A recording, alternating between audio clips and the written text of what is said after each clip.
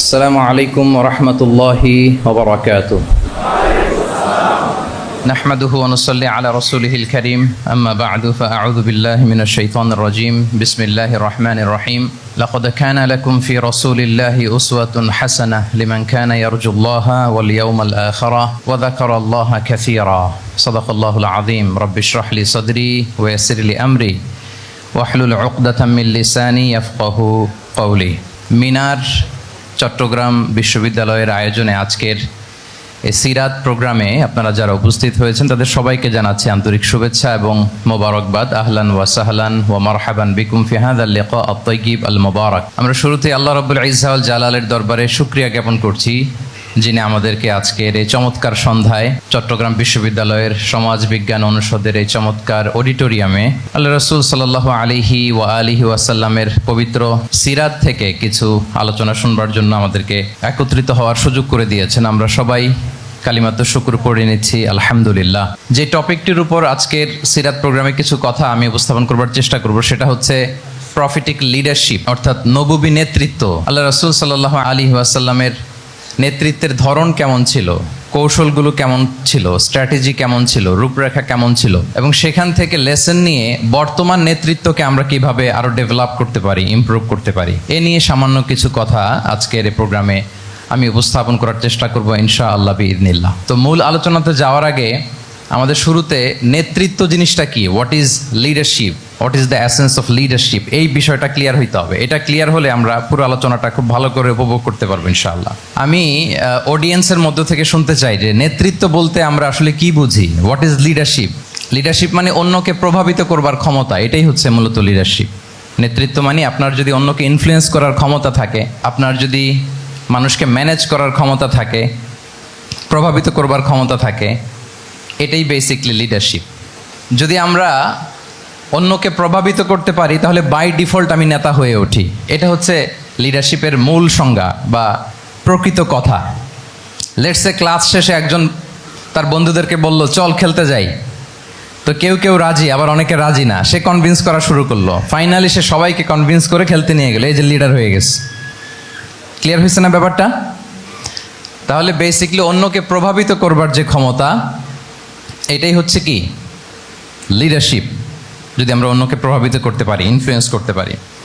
আমাদের সমাজে কিংবা রাষ্ট্রে আমরা যে সমস্যাগুলো দেখি এগুলো বেসিকলি পোর লিডারশিপের কারণে। Poor leadership, because of poor leadership. যদি যথাযোগ্য নেতৃত্ব আমরা তৈরি করতে পারতাম, যোগ্য নেতৃত্ব যদি আমরা হাজির করতে পারতাম, তাহলে এই সমস্যাগুলো থাকতো না। আমরা আল্লাহ রাসূল সাল্লাল্লাহু আলাইহি ওয়া আলিহি ওয়াসাল্লামের নেতৃত্বের গুণাবলীগুলো যদি, ওনার যে লিডারশিপ ট্রেডস, লিডারশিপ ফিচার্সগুলো আছে, এগুলো যদি আমরা খেয়াল করি তাহলে দেখব যে এগুলো দিয়ে তিনি পুরো একটা জাতি, একটা ভূখণ্ডের জীবনধারা পাল্টে দিয়েছিলেন। তাহলে নেতৃত্বের দিক থেকে অ্যাজ এ লিডার তিনি কতটা সফল, এটা খুব ক্লিয়ার আমাদের কাছে। আমরা এখন দেখার চেষ্টা করব যে রাসূল সাল্লাল্লাহু আলাইহি ওয়াসাল্লামের লিডারশিপটা আসলে কোন ধরনের লিডারশিপ ছিল, কোন ধরনের নেতৃত্ব ছিল এবং সেখান থেকে বর্তমান সময়ে আমরা কি করে যুগোপযোগী নেতৃত্ব তৈরি করতে পারি। প্রথম যেটা বলতে হবে সেটা হচ্ছে আল্লাহ রাসূল সাল্লাল্লাহু আলাইহি ওয়া আলিহি ওয়াসাল্লামের নেতৃত্বটা ছিল সার্ভেন্ট লিডারশিপ। সার্ভেন্ট লিডারশিপ মানে হচ্ছে কাজের মধ্য দিয়ে নেতা হওয়া। বেসিক্যালি আপনি যখন মানুষের কাজে লাগবেন বা কাজে আসবেন তখনই আপনি নেতা। যদি আপনাকে সমাজে কোনো কাজে না লাগে, সমাজে যদি আপনি রেলেভেন্ট হতে না পারেন, কাউকে সাপোর্ট করতে না পারেন, গাইড করতে না পারেন, তাহলে তো নেতা হয়ে ওঠা আপনার পক্ষে সম্ভব হবে না। তাহলে যদি কাজে লাগা যায় মানুষের, আপনি যদি কাজে লাগেন, আপনি যদি মানুষের উপকারে আসেন, তাহলে by default you are a leader. If you are society oriented, if you are people oriented, if you are service oriented, by default you are a leader. আমরা যদি আল্লাহ রাসূল সাল্লাল্লাহু আলাইহি ওয়া আলিহি ওয়াসাল্লামের জীবনের দিকে একটু খেয়াল করি তাহলে দেখব যে নবী হওয়ার আগেও কিন্তু আল্লাহ রাসূল সাল্লাল্লাহু আলাইহি ওয়াসাল্লামের এই ক্যারেক্টারিস্টিক্সগুলো ছিল, এই ফিচারগুলো ছিল। উনি মানুষের অনেক কাজে এসেছেন, তিনি মানুষকে সাপোর্ট করতেন, বিপদে তাদের পাশে দাঁড়াতেন, তাই না? তিনি তো অফিসিয়ালি 40 বছর বয়সে নবী হলেন, যদিও আল্লাহর এলেমে তিনি অনেক আগে থেকেই নবী। কিন্তু দুনিয়াতে আল্লাহ রাসূল সাল্লাল্লাহু আলাইহি ওয়াসাল্লাম যখন 40 বছর বয়সে উপনীত হলেন তখনই তো হেরা গুহায় নাজিল হলো ইকরা বিসমি রাব্বিকাল্লাযী খালাক, read in the name of your lord who has created. এই যে 5টা আয়াত নাজিল হলো, উনি নিয়ে আসলেন, কাঁপতে লাগলেন। খাদিজা রাদিয়াল্লাহু তাআলা আনহার কাছে বললেন যে মনে হয় আমি মারা যাব, আমাকে কম্বল চাপা দাও, আমার ভয় লাগছে, আমি কাঁপছি। তখন খাদিজা রাদিয়াল্লাহু তাআলা আনহা ওনাকে আশ্বস্ত করলেন, ওয়াল্লাহি লা ইউখজিকাল্লাহু আবাদা, আপনি ভয় পাবেন না, আল্লাহ আপনাকে অপদস্থ করবেন না। ইন্নাকা লা তাসিলুর রাহিমা, ওয়া তাসদুকুল হাদিসা, নিশ্চয়ই আপনি আত্মীয়তার সম্পর্ককে বজায় রাখেন, আপনি সবসময় সত্য কথা বলেন। ওয়া তাহমিলুল কাল্লা, আপনি মানুষের বোঝা বয়ে দেন। ওয়া তাকসিবুল মা'দুমা, যার উপার্জন করার কোনো সক্ষমতা নেই তার জন্য আপনি উপার্জন করেন, তাকে আপনি ফিনান্সিয়াল সাপোর্ট করেন। ওয়া তাকরিউদ দাইফা, আপনি মেহমানকে খাওয়ান। ওয়া তুঈনু আলা নাওয়াইবিল হক, সত্য যেখানে বিপন্ন সেখানে আপনি সত্যের বীর সেনানী হয়ে দাঁড়িয়ে যান। তো এই ফিচার যাদের মধ্যে থাকে এমন ব্যক্তিত্বকে আল্লাহ তাআলা কখনোই অপমান করতে পারেন না। আপনি চিন্তিত হবেন না, ডোন্ট ওয়ারি অ্যাবাউট ইট, কোনো ভয় নাই, কোনো চিন্তা নাই, আপনি আশ্বস্ত হন। তাহলে দেখেন এই যে 6টা গুণের কথা খাদিজা রাদিয়াল্লাহু তাআলা আনহা বললেন, এগুলো কিন্তু রাসূল সাল্লাল্লাহু আলাইহি ওয়াসাল্লাম নবী হওয়ার আগের গুণ, অর্থাৎ 40 বছর বয়সে তিনি উপনীত হওয়ার আগেই ওনার এই অভ্যেস ছিল যে উনি অন্যের বোঝা বইয়ে দিতে হেল্প করতেন, মানুষকে সাপোর্ট করতেন। যার উপার্জন করার সুযোগ নাই, ক্ষমতা নাই, তাকে তিনি উপার্জন করে দিতেন, মানে তাকে ফিনান্সিয়ালি সাপোর্ট করতেন, মেহমান খাওয়াতেন। তার মানে নবী হওয়ার আগেই উনি জনকল্যাণমূলক কাজে নিজেকে সম্পৃক্ত রেখেছেন, মানুষকে তিনি সাপোর্ট করতেন, মানুষকে হেল্প করতেন, উনি মানুষের কাজে লাগতেন। আর যে মানুষের কাজে লাগে, মানুষের উপকারে আসে, জনকল্যাণমূলক কাজে নিজেকে সম্পৃক্ত রাখে, বাই ডিফল্ট সে নেতা, বাই ডিফল্ট সে কি নেতা হয়ে যায়। তাহলে to serve before to lead, নেতৃত্ব এটা আসলে পজিশনের সাথে সম্পৃক্ত না, ইটস অল অ্যাবাউট ইনফ্লুয়েন্স। আপনার বাবা নেতা ছিল, আপনি ছেলে তো আপনি নেতা, এটাকে নেতৃত্ব বলে না। আপনি যদি মানুষকে প্রভাবিত করবার ক্ষমতা হাসিল করেন, মানুষের কাজে আসেন, আপনাকে যদি সমাজে কাজে লাগে, আপনি মানুষকে সাপোর্ট করেন, তখন আপনি নেতা হয়ে ওঠেন। তাহলে রাসূল সাল্লাল্লাহু আলাইহি ওয়াসাল্লামের লিডারশিপটা যদি বুঝতে হয়, প্রথম কথা হচ্ছে ওনার লিডারশিপের প্যাটার্নটা ছিল সার্ভেন্ট লিডারশিপ, মানে সার্ভিস দেওয়ার মধ্য দিয়ে উনি নেতা বনে গেছেন। নবী হওয়ার আগেই ওনার মধ্যে এই ট্রেড ছিল, উনি মানুষকে সার্ভিস দিতেন। আরবিতেও একটা কথা আছে, সাইয়্যিদুল কওমি খাদিমুহুম, মানে যিনি সমাজের নেতা তিনি হবে সমাজের সবচেয়ে বড় খাদেম। যিনি নেতা হবেন তিনি সমাজের সবচেয়ে বড় কি হবেন? খাদেম হবেন। আমি টোটাল 12টা পয়েন্ট আলোচনা করবার চেষ্টা করবো ইনশাআল্লাহ। প্রথম পয়েন্টটা হচ্ছে সার্ভেন্ট লিডারশিপ, মানে to serve before to lead. নেতা হওয়ার আগে খাদেম হইতে হবে। কি হইতে হবে? খাদেম হইতে পারলে আপনি বাই ডিফল্ট নেতা। তাহলে আল্লাহ রাসূল সাল্লাল্লাহু আলাইহি ওয়া আলিহি ওয়াসাল্লামের নেতৃত্বের প্রথম কথা হচ্ছে ওনার লিডারশিপ প্যাটার্নটা ছিল সার্ভেন্ট লিডারশিপ, এটা হচ্ছে নাম্বার 1। 2 নম্বর কথা হচ্ছে নেতৃত্বের জন্য যেটা লাগে সেটা হচ্ছে কম্পিটেন্স। কিছু কম্পিটেন্স লাগে, এর মধ্যে অন্যতম কম্পিটেন্স হচ্ছে অ্যালোকুয়েন্স, বাগ্মিতা, বক্তব্যের পারঙ্গমতা, এটা লাগে। মানে যিনি নেতা হবেন তিনি কথা বলতে জানতে হবে, কথা বলতে পারতে হবে। এবার বলেন তো আল্লাহ রাসূল সাল্লাল্লাহু আলাইহি ওয়াসাল্লামের এই কোয়ালিটিটা ছিল কি ছিল না? অসাধারণ কমিউনিকেশন স্কিল ছিল আল্লাহ রাসূল সাল্লাল্লাহু আলাইহি ওয়া আলিহি ওয়াসাল্লামের। এবং ওনার পাবলিক স্পিকিং এর যে কি দক্ষতা, আমরা ওনার বিভিন্ন বক্তব্যে, ওনার জুমার খুতবায়, ওনার বিভিন্ন আলোচনায়, বক্তব্যগুলো থেকে আমরা বুঝতে পারি। তাহলে নেতা হইতে হলে তার এলোকোয়েন্স লাগে, বাগ্মিতা লাগে। একজন মানুষ সর্বপ্রথম কোন জিনিসের প্রেমে পড়ে জানেন? কথার প্রেমে পড়ে। কিসের? কথার প্রেমে পড়ে। কথার ধরন, কণ্ঠস্বর, তার অ্যাটিটিউড, তার শব্দের জাদু, এটা মানুষের হৃদয়কে জয় করে ফেলে। আল্লাহ রাসূল সাল্লাল্লাহু আলাইহি ওয়া আলিহি ওয়াসাল্লাম তিনি নিজেও বলেছেন, ওয়া ইন্না মিনাল বায়ানি লা সিহরা, কিছু কিছু বক্তব্যের মধ্যে জাদু আছে। তো রাসূল সাল্লাল্লাহু আলাইহি ওয়াসাল্লামের এই এলোকোয়েন্স ছিল, এলোকোয়েন্স। তিনি বলতেন, উতিতু জাওয়ামিউল কালিম, আল্লাহ তাআলা আমাকে সর্বমর্ম বাচন ভঙ্গির অধিকারী করেছেন। মানে উনি যেটা বলতেন এটা ছিল very precise in wording but comprehensive in meaning. এটার যে দোতনা, এটার যে appeal to the heart of the people, to the heart of the listener, এটা অসাধারণ, মানুষের হৃদয়কে জয় করে ফেলতো। আল্লাহু আকবার। তাহলে নেতা হইতে হইলে তার কমিউনিকেশন স্কিল লাগবে। কি বলেন? লাগবে। এখন নেতা আসছে, উনি বক্তব্য করতে পারতেছে না, তাহলে কি নেতা হইতে পারবে? তাহলে পাবলিক স্পিকিং, কমিউনিকেশন স্কিল, এটা ইটস এ মাস্ট, এটা নেতার লাগবে। যেমনটি রাসূলুল্লাহ সাল্লাল্লাহু আলাইহি ওয়া আলিহি ওয়াসাল্লামের ছিল। উনি সর্বমর্ম বাচন ভঙ্গির অধিকারী ছিলেন। বলতেন কম, কিন্তু এটার অ্যাপিল ছিল অনেক বেশি, এটার ব্যাখ্যা হয়ে যেত অনেক। রাসূল সাল্লাল্লাহু আলাইহি ওয়াসাল্লামের সবচাইতে বড় ভাষণটি ছিল বিদায় হজের ভাষণ, খুব সম্ভবত। ওই ভাষণের টেক্সটগুলোকে যদি একসাথে করা হয়, আমার মনে হয় 10 মিনিটের বেশি লাগবে না ওই টেক্সটগুলো পড়তে। তার মানে সবচাইতে বড় যে ভাষণ ওনার, ওটা কত ছিল? 10 থেকে 12 মিনিটের ভাষণ ছিল। আমরা তো ঘন্টার পর ঘন্টা বক্তব্য করি, তারপরেও তো আমরা মানুষের মনকে খুশি করতে পারি না। উনি সেই যে 1400 বছর আগে 10 মিনিটের একটা ছোট্ট ভাষণ দিলেন, গোটা বিশ্ব আজও হাবুডুবু খায় ওই ভাষণের ভেতর, ঠিক কিনা বলেন? তাহলে উতিতু জাওয়ামিউল কালিম, আমি সর্বমর্ম বাচনভঙ্গির অধিকারী। সুবহানাল্লাহ, ভেরি প্রেসাইজ এন্ড ক্লিয়ার। কতটা প্রেসাইজ এন্ড ক্লিয়ার ছিল রাসূল সাল্লাল্লাহু আলাইহি ওয়াসাল্লামের বক্তব্য? আম্মা জান আয়েশা রাদিয়াল্লাহু তাআলা আনহা বলেন, লাউ আদ্দাহুল আদ্দু লা আহসাহু, তিনি যখন বক্তব্য করতেন, কেউ যদি চাইতো যে দেখি কয়টা শব্দ বললেন বক্তব্যে, কয়টা বাক্য বললেন, চাইলে মুহূর্তে গুনে ফেলা যেত সেটা। এত প্রেসাইজ এন্ড ক্লিয়ার বক্তব্য ছিল যে তিনি কয়টা বাক্য ব্যবহার করেছেন, কয়টা শব্দ ইউজ করেছেন এই বক্তব্যে, চাইলে যে কেউ গুনে ফেলতে পারত। এবং তিনি খুবই শুদ্ধ আরবিতে কথা বলতেন, আফসাহুল লিসান ছিলেন। বিশুদ্ধ ভাষায় কথা বলতে পারা এটা অনেক জরুরি। রাসূল সাল্লাল্লাহু আলাইহি ওয়াসাল্লাম অত্যন্ত বিশুদ্ধ আরবিতে কথা বলতেন, এবং বিশুদ্ধ আরবি জানাটা বা বিশুদ্ধ ভাষাটা এত জরুরি যে আল্লাহ তাআলা তার প্রিয় হাবিবকে এই বিশুদ্ধ ভাষা শেখানোর জন্য মায়ের বুকের দুধ খাওয়া থেকে বঞ্চিত রেখেছিলেন। আমি আবারও বলছি, বিশুদ্ধ ভাষাটা এত জরুরি যে আল্লাহ তাআলা তার প্রিয় হাবিবকে মায়ের বুকের দুধ থেকে বঞ্চিত রেখেছেন শুধু বিশুদ্ধ ভাষার জন্য। তিনি কিন্তু মায়ের বুকের দুধ খেতে পারেন নাই। হালিমাতু সাদিয়ার সাথে সেই বনু সাদ গোত্রে চলে গিয়েছেন, সেখানে ছিলেন। হালিমাতু সাদিয়া ওনাকে দুধ খাইয়েছেন।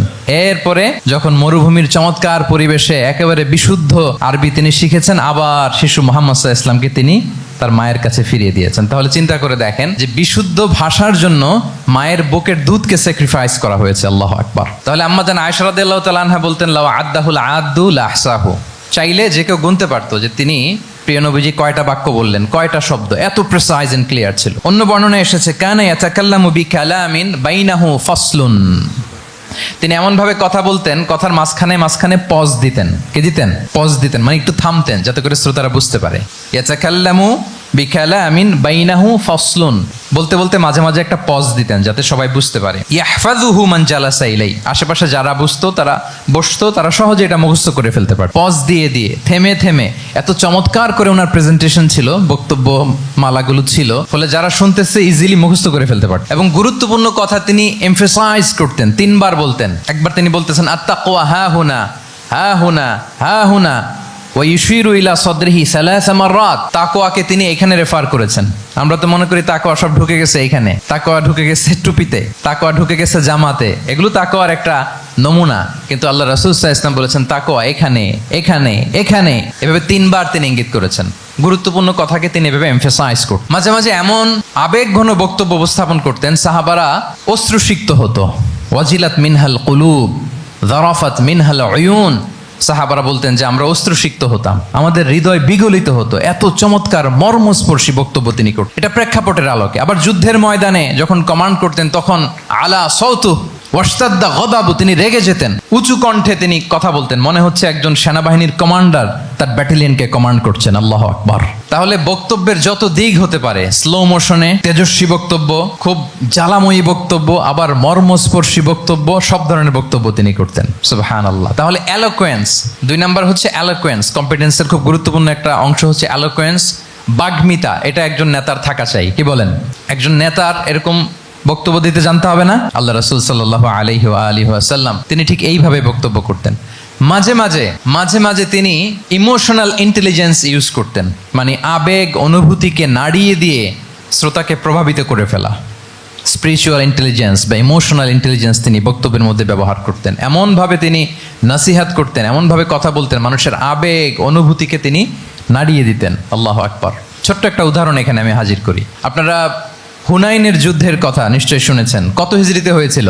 8ম হিজরি। তার মানে মক্কা বিজয়ের ইমিডিয়েট পরেই, কয়েক সপ্তাহ পরেই তো হুনাইনের যুদ্ধ হয়েছিল। তো এই হুনাইনের যুদ্ধে অনেক ওয়ার বুটিজ মুসলমানদের করতলগত হয়েছিল, মানে অনেক গানিমাত, অনেক সম্পদ ওনারা যুদ্ধ শেষে যুদ্ধলব্ধ সম্পদ হিসেবে পেয়েছিলেন। 24,000 উট, প্রায় 40,000 ভেড়া, এত পরিমাণ গানিমত যখন রাসূল সাল্লাল্লাহু আলাইহি ওয়াসাল্লাম পেলেন, তিনি এগুলো বন্টন করতে শুরু করলেন। কিন্তু রাসূল সাল্লাল্লাহু আলাইহি ওয়াসাল্লাম তিনি বন্টন করতে যে আনসারী সাহাবীদেরকে, অর্থাৎ মদিনার যে সাহাবারা, তাদেরকে কিছুই দিলেন না, বরং তিনি মক্কার সাহাবাদেরকে দিলেন, অন্যান্য গোত্রের লোকদেরকে দিলেন, আশেপাশের সবাইকে দিলেন, কিন্তু দিলেন না কাদেরকে? আনসারী সাহাবীদেরকে। ফলে এত বিশাল ওয়ার বুটিজ, এর মধ্যে থেকে কিছুই আনসারীরা পেল না। ওনাদের মধ্যে ক্ষোভের জন্ম নিল।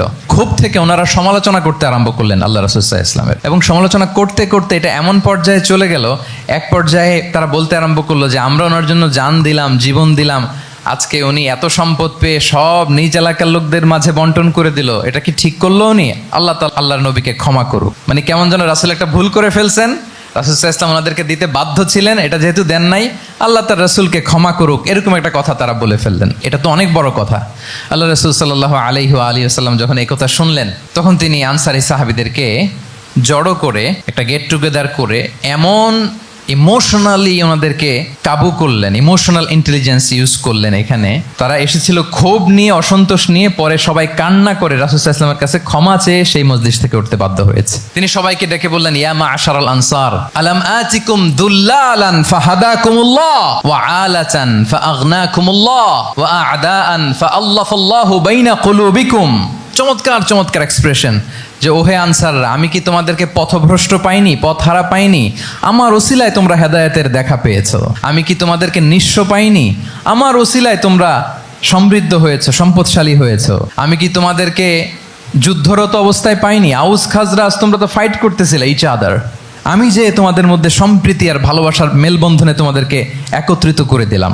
আওয়াজাতুম ফি আনফুসিকুম ফি লুআআতিম মিনাদ দুনিয়া।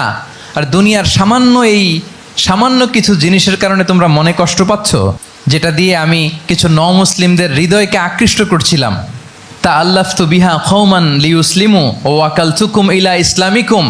আমি কিছু মুসলিমদেরকে এগুলো দিয়ে তাদের হৃদয়টাকে ইসলামের প্রতি আরো অ্যাট্রাক্টেড করতেছিলাম। আর তোমাদেরকে তোমাদের ইসলামের উপরই আমি ছেড়ে দিয়েছি। আমি জানি আমার আনসাররা তাদের হৃদয়ে যে ইসলাম আছে এটাই তাদের জন্য যথেষ্ট। আমা তারদাউনা আইয়াযহাবান নাসু বিশ-শাতি ওয়াল বাঈর ওয়া তারজিউনা বিরাসূলিল্লাহি ফি রিহালিকুম। Won't you be happy that people go back to their country with sheep and camel and you go back to your country with Rasulullah? আল্লাহু আকবার। তোমরা কি এতে খুশি হবে না মানুষ উট আর ভেড়া নিয়ে তাদের এলাকায় ফিরবে, আর তোমরা আল্লাহর রাসূলকে নিয়ে তোমাদের এলাকায় ফিরবে? এরকম একটার পর একটা ইমোশনালি রাসূল সাল্লাল্লাহু আলাইহি ওয়াসাল্লাম যখন আনসার সাহাবীদেরকে কাবু করতে লাগলেন, ওনারা এমনভাবে কান্নার রোল জুড়ে দিল, এমনভাবে অনুতপ্ত হলো, কাঁদতে শুরু করলো। পরে এরা বলতে আরম্ভ করলো, আমি তো 2-1টা বাক্য বললাম, লম্বা চূড়া মন মাতানো বক্তব্য, হৃদয়স্পর্শী বক্তব্য। তারা বললো, ইয়া রাসূলুল্লাহ, আমরা শুধু আপনাকে পেয়েই খুশি। রাসূল সাল্লাল্লাহু আলাইহি ওয়াসাল্লাম বলেন, গোটা বিশ্বের মানুষ যদি এই পথ ধরে আর আনসারীরা যদি এই পথ ধরে, আমি এই পথ ছেড়ে দিয়ে আনসারীদের পথে হাঁটবো। আল্লাহ তুমি আনসারদের ক্ষমা করো, তাদের সন্তানদের ক্ষমা করো, তাদের নাতিদেরকে ক্ষমা করো। এভাবে মর্মস্পর্শী বক্তব্য যখন ইমোশনাল ইন্টেলিজেন্স দিয়ে যখন রাসূল সাল্লাল্লাহু আলাইহি ওয়াসাল্লাম বললেন, সব আনসারী সাহাবারা কাঁদতে আরম্ভ করলেন। সবাই ফাবাকাল কওমু হাত্তা আখদালু লুহাহুম, তাদের প্রত্যেকের দাড়ি ভিজে গেল, এমন কান্না জুড়ে দিল। আল্লাহু আকবার। তাহলে এটা ছিল রাসূল সাল্লাল্লাহু আলাইহি ওয়াসাল্লামের বক্তব্যের মাধ্যমে শ্রোতাদের মাঝখানে প্রভাব সৃষ্টি করার ক্ষমতা। চিন্তা করতে পারেন, হৃদয় কেঁপে ওঠে না এই কথা শুনলে? Won't you be happy people go back to their home with sheep and camel and you take the messenger of Allah with you? মানুষ ছাগল ভেড়া নিয়ে ফিরতেছে, তোমরা তো আল্লাহর নবীকে নিয়ে ঘরে ফিরতেছো। আল্লাহু আকবার। তাহলে এই কম্পিটেন্সটা লাগে একজন নেতার, তিনি এরকম মর্মস্পর্শী বক্তব্য দিতে জানতে হবে। 3 নাম্বার হচ্ছে কম্পেশন, মানে সফট হার্টেড, দয়াদ্র হৃদয় হতে হবে। আপনি মানুষের দুঃখ যদি আপনাকে কাঁদায় তবেই আপনি নেতা। আমরা আল্লাহ রাসূল সাল্লাল্লাহু আলাইহি ওয়াসাল্লামের দিকে যদি তাকাই, ওনার তো একটা উপাধি হচ্ছে রাহমাতাল লিল আলামিন। আল্লাহ রাসূল সাল্লাল্লাহু আলাইহি ওয়াসাল্লামের উপাধি কি? ওমা আরসালনাকা ইল্লা রাহমাতাল লিল আলামিন। We have not sent you but as mercy for all the worlds. নবী হে, আপনাকে সবার জন্য আমি মার্সি করে পাঠিয়েছি, রাহমা করে পাঠিয়েছি। আপনি সবার জন্য রহমত, মানুষের জন্য, ম্যানকাইন্ড, জিনকাইন্ড, অ্যানিমালস, সবার জন্য আপনি রাহমা। রাসূল সাল্লাল্লাহু আলাইহি ওয়াসাল্লাম কতটা দয়াদ্র ছিল। আল্লাহ তাআলা অন্য আয়াতে বলছেন, ফাবিমা রাহমাতিম মিনাল্লাহি লিনতা লাহুম ওয়ালাউ কুনতা ফাযযান গালিযাল কলবি লানফাদ্দু মিন হাওলিক। নবী হে, লিনতা লাহুম, সবার জন্য আপনি সফট হার্টেড হয়েছেন আল্লাহর অনুগ্রহে। যদি আপনি সফট হার্টেড না হয়ে আপনি যদি কঠোর হৃদয়ের অধিকারী হতেন, তাহলে এখন লোকেরা যেমনি আপনাকে ঘিরে রাখে, আপনার চারিপাশে সবাই ঘিরে রাখতো না। আল্লাহু আকবার। সাহাবারা সব সময় রাসূল সাল্লাল্লাহু আলাইহি ওয়াসাল্লামের সঙ্গ পেতে চাইতো, অ্যাকম্পানি চাইতো, ঘিরে রাখ। এমনকি অনেক সাহাবী ঘরে ভালো না লাগলে রাসূল সাল্লাল্লাহু আলাইহি ওয়াসাল্লামের কাছে চলে আসতো। এমনকি অনেক সাহাবী বলতেন যে আমার পেটে ক্ষুধা লাগলেই আমি রাসূলের কাছে যেতাম, কারণ রাসূলের চেহারা দেখলে আমার পেটের ক্ষুধা উধাও হয়ে যেত। ফাবিমা রাহমাতিম মিনাল্লাহি লিনতা লাহুম। নবী হে, আল্লাহর অনুগ্রহে আপনি কোমলভাষী হয়েছেন। কোমল হৃদয়ের হওয়া, সফট হার্টেড হওয়া, দয়াদ্র চিত্তের হওয়া, এটা অন্যতম একটা লিডারশিপ ট্রেট।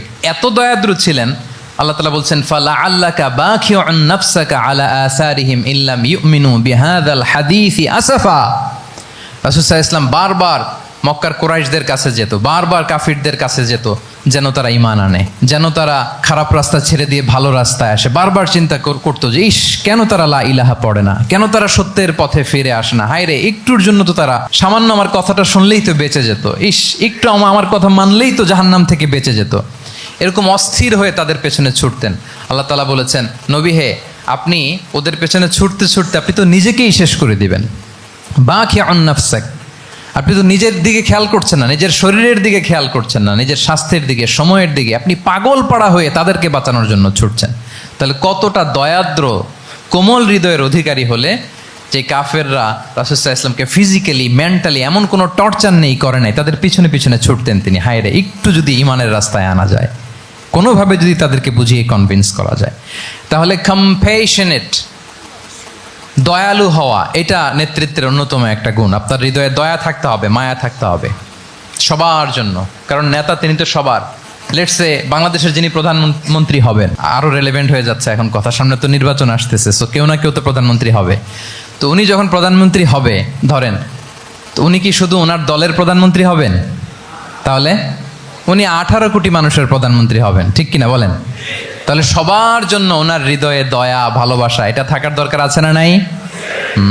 তিনি সবার প্রতি কোমল হৃদয়ের হইতে হবে, দয়াদ্র হইতে হবে। প্রধানমন্ত্রী উনি শুধু নিজ দলের প্রধানমন্ত্রী নন, 18 কোটি মানুষের প্রধানমন্ত্রী। তাহলে সফট হার্টেড হইতে হবে। রাসূল সাল্লাল্লাহু আলাইহি ওয়াসাল্লামের মধ্যে এটা ছিল। সবসময় তিনি মাজলুমদের পাশে থাকতেন। আপনারা হিলফুল ফুজুলের কথা জানেন। ওনার বয়স যখন 35, ইয়ামানের এক ব্যবসায়ী আসছিল মক্কায় ব্যবসা করতে। পণ্য বিক্রির পরে আস ইবনে ওয়াইল নামে এক দুষ্ট জালেম, সে পণ্য নিয়ে বলে, আমরা এই এলাকার লোক, আমরা দাম দিব না, কি করতে পারো করো। এই লোক কান্না জুড়ে দিল। তার কান্না দেখে রাসূল সাল্লাল্লাহু আলাইহি ওয়াসাল্লামের হৃদয়ে দয়া হলো।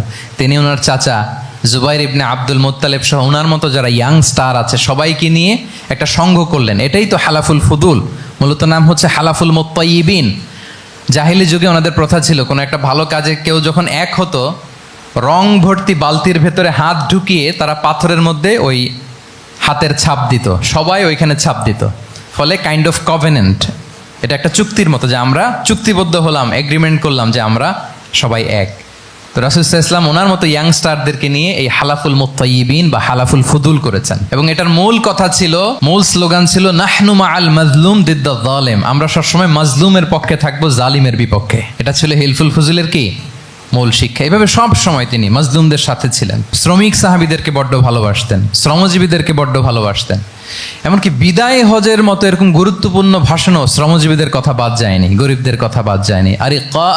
আরিকাআকুম আতঈমুহুম মিম্মা তাআকুলুন ওয়ালবাসুহুম মিম্মা তালবাসুন।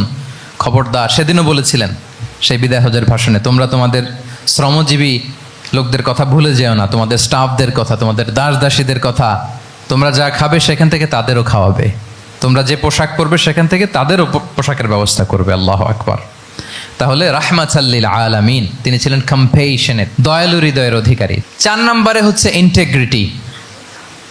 ইন্টেগ্রিটি মানে সততা, নৈতিকতা থাকতে হবে। এটা অন্যতম একটা লিডারশিপ ট্রেইট। এটার বড় ক্রাইসিস এখন ইন্টিগ্রিটির। রাসূল সাল্লাল্লাহু আলাইহি ওয়াসাল্লামের লিডারশিপটা ছিল এথিক্যাল লিডারশিপ, কিন্তু এইটার অনেক বড় ক্রাইসিস আমাদের সমাজে, আমাদের নেতৃত্বের মাঝে। কি বলেন? নৈতিকতার ঘাটতি আছে না?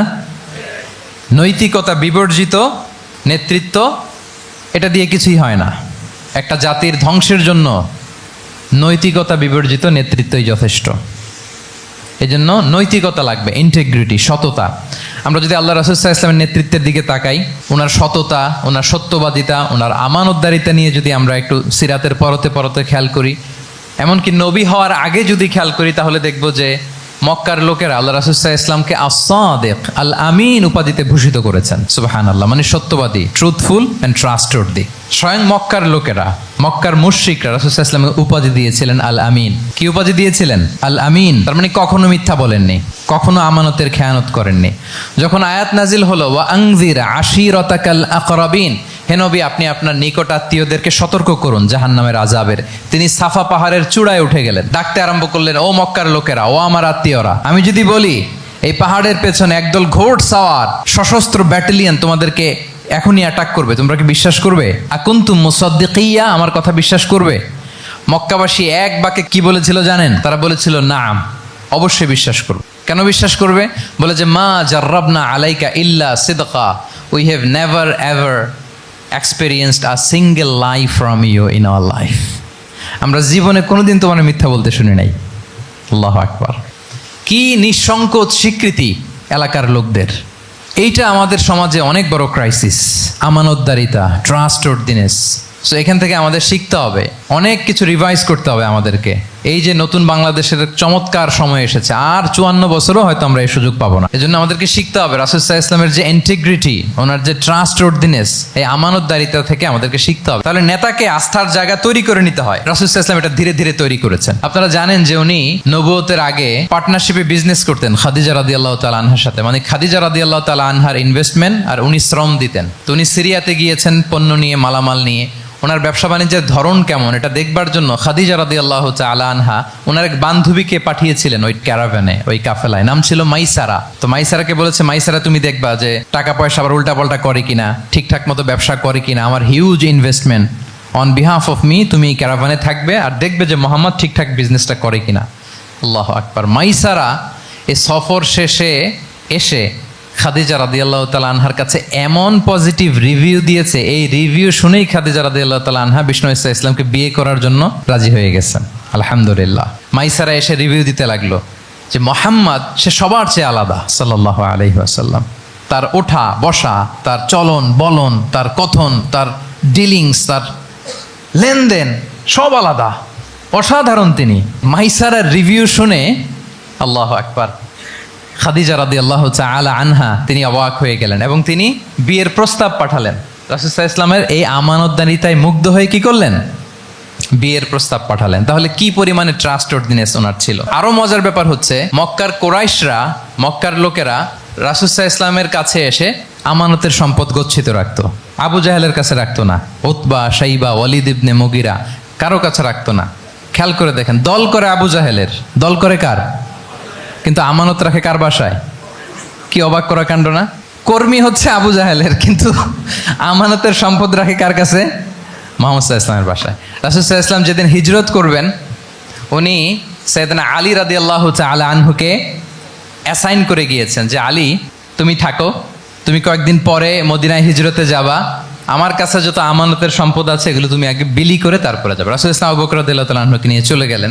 আলী রাদিয়াল্লাহু তাআলা আনহুর টানা 3 দিন লেগেছে যে ডেপোজিটগুলো রাসূল সাল্লাল্লাহু আলাইহি ওয়াসাল্লামের কাছে ছিল, আমানতের যেই জিনিসগুলো ছিল এগুলো বন্টন করতে সাইয়েদনা আলী রাদিয়াল্লাহু তাআলা আনহু 3 দিন সময় নিয়েছেন। 3 দিন। এত পরিমাণ আমানতের সম্পদ রাসূল সাল্লাল্লাহু আলাইহি ওয়াসাল্লামের কাছে ছিল। আল্লাহু আকবার। তাহলে এই আমানতদারিতা, সততা, অনেস্টি, ট্রাস্টওয়ার্দিনেস এটা অনেক জরুরি নেতৃত্বের জন্য। নেতা হতে চাইলে তাকে আমানতদার হইতে হবে। যদি একজন ট্রু লিডার কেউ হতে চায়, তার মধ্যে আমানতদারিতা চাই। কি চাই? আমানতদার। তাহলে ইন্টিগ্রিটি। 5 নম্বরে হচ্ছে গুড ইন্টারাকশন উইথ ফলোয়ার্স। নেতার তার ফলোয়ারের সাথে কি লাগবে? ভালো ইন্টারাকশন লাগবে, সুন্দর একটা সম্পর্ক লাগবে, ভালো বোঝাপড়া চাই। একজন ভালো নেতৃত্বের বৈশিষ্ট্য হচ্ছে নেতা তার ফলোয়ারের সাথে কি করবে? ইন্টারেক্ট করবে। এখানেই বস আর লিডারের মধ্যে পার্থক্য। বস কি করে? অর্ডার করে শুধু। বসের কাজ হচ্ছে এই ডুজ অ্যান্ড ডোন্টস বলে দেয়, এইটা করা যাবে ওইটা করা যাবে, মানে অর্ডার করে, ডিরেক্ট করে। কিন্তু লিডার কি করে? গাইড করে, মেন্টরিং করে, ইন্সপায়ার করে, মোটিভেট করে। So here is the difference between leader and boss. তাহলে বসই হওয়া যাবে না। নেতা হইতে চাইলে বসই হওয়া যাবে না। You have to interact with your followers. আপনার ফলোয়ারের সাথে ইন্টারাকশন লাগবে, তবেই আপনি নেতা। আমরা দেখি রাসূল সাল্লাল্লাহু আলাইহি ওয়াসাল্লামের কেমন ইন্টারাকশন ছিল। রাসূল সাল্লাল্লাহু আলাইহি ওয়াসাল্লাম যে কোনো বড় ডিসিশনে সাহাবাদের সাথে কনসালটেশন করতেন, পরামর্শ করতেন, তারপরে সিদ্ধান্ত নিতেন। ওয়াশাবিরহুম ফিল আমর, এই আয়াতের ভিত্তিতে তিনি সবার সাথে কি করে নিতেন? সাহাবাদের সাথে পরামর্শ করে নিতেন। আপনারা দ্বিতীয় হিজরির যে বদরের যুদ্ধের কথা জানেন।